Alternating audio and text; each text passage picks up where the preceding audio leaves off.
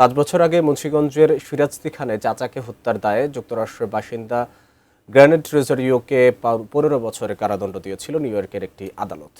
নিহত ও অভিযুক্ত দুজনেই যুক্তরাষ্ট্রের নাগরিক ছিলেন। মুন্সিগঞ্জের শুলপুর থেকে বিস্তারিত জানাচ্ছেন প্রতিনিধি ভবতোষ চৌধুরী নূপুর। নূপুর, শুলপুরের যে মুন্সিগঞ্জে যেই ১৫ বছরের কারাদণ্ড দিয়েছিল নিউ ইয়র্কের একটি আদালত গ্র্যানেট রোজারিওকে, সে বিষয়ে আপনার কাছে কি তথ্য রয়েছে সব মিলিয়ে জানাবেন।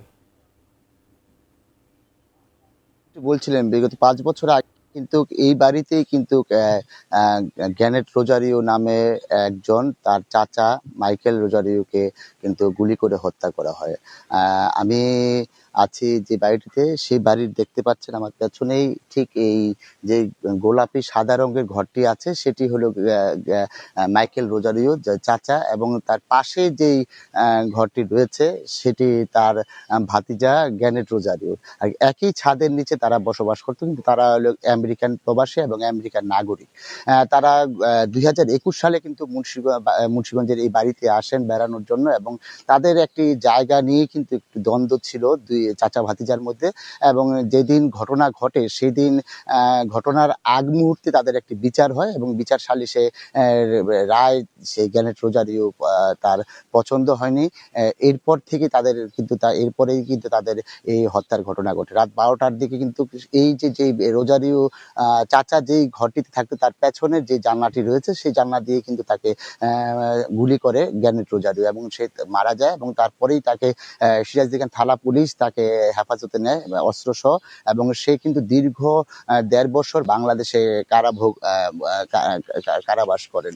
আপনারা জানেন যে ২০২৩ সালে গ্র্যানেট রোজারিওকে কিন্তু আমেরিকার যেই নিউ ইয়র্ক এবং লস অ্যাঞ্জেলেসের যেই FBI কর্মকর্তারা আছেন তারা বাংলাদেশে এসে এখানে তদন্ত করে তাকে কিন্তু সেই আমেরিকাতে নিয়ে যান, এবং ২০২৪ সালে তার বিরুদ্ধে হত্যার অভিযোগ এনে একটি অভিযোগ গঠন করা হয়। এবং সেই অভিযোগের প্রেক্ষিতেই কিন্তু গত সপ্তাহে কিন্তু আপনার এই আপনার সেই ৭ তারিখে একটা আমরা ওয়েবসাইটে, যেটা মার্কিন বিভাগীয় ওয়েবসাইট, সেখানে আমরা জানতে পারি যে গ্র্যানেট রোজারিওকে ১৫ বছরের সাজা দেওয়া হয়েছে।